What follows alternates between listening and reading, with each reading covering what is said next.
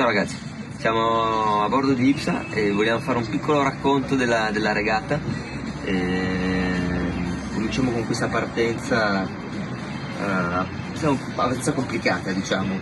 Sì, sicuramente non una delle migliori che abbiamo fatto, perché siamo rimasti un po' coperti dalle vele degli altri e insomma usciamo da questo piccolo percorsino abbastanza male. Però poi recuperiamo abbastanza velocemente perché abbiamo un buon passo. Sì, perché arrivare all'isola di Wight in ritardo voleva dire che poi quando si arrivavi troppo tardi si sarebbe scaldata una termica e avrebbe ammazzato tutto il vento, quindi era un po' un passaggio a livello della corra. E lì è stato bellissimo, no? Lì è stato bellissimo perché dovevamo navigare controcorrente e quindi lì che c'è un sacco di corrente dovevamo stare incollati a costa. Siamo passati a 20 metri dalla spiaggia, dentro la zona bagnanti, è stata una bella esperienza. Sì, invece il bel bordeggio di poppa a UMG a scendere per poter arrivare ad Anzendo. Sì, che lì abbiamo dovuto, visto che anche lì c'era una termica che si gonfiava a sud dell'Inghilterra, abbiamo dovuto riattraversare 2 volte la Manica per arrivare all'Anzende, che era la costa ovest dell'Inghilterra.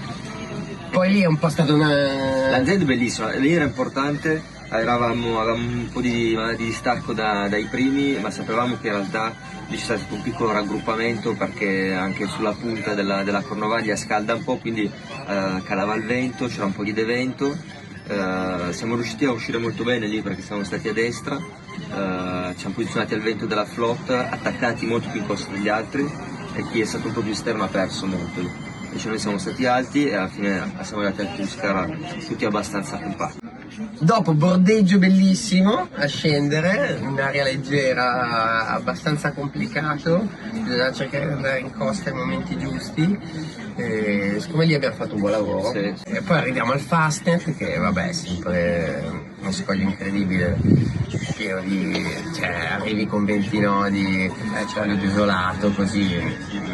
Poi da lì abbastanza un drittone, no? Di bolina, in cui è stata più che altro una corsa di velocità di bolina larga per arrivare di nuovo ad Anzend, e lì invece dopo un po' cucinati, dopo 4 giorni di regata siamo arrivati nel momento importante, no? Lì da capire bene dove stare in Manica per arrivare a fare l'approccio giusto a Barflor controcorrente, quindi lì secondo me è lì che abbiamo chiuso bene la regata, abbiamo fatto le giuste decisioni lucide, no? Di dove posizionarci e come arrivare poi a Barflor, sempre da Mediterranei con molta cautela su queste correnti molto forti, e poi l'arrivo da Barflor incredibile, con la nebbia, onde 25 nodi, poi lì è tutto basso fondo e si creano dei frangenti abbastanza impressionanti. E poi lì c'è l'ultima parte, è stata iperadrenalinica perché eravamo incollatissimi ai quarti e ai quinti, quindi è stato un match fino alla fine da cardiopalma, veramente una bellissima regata. E poi finalmente ho navigato con il grande Albi, che è stato super, dai, ci siamo trovati benissimo. alla prossima, ciao! Ciao!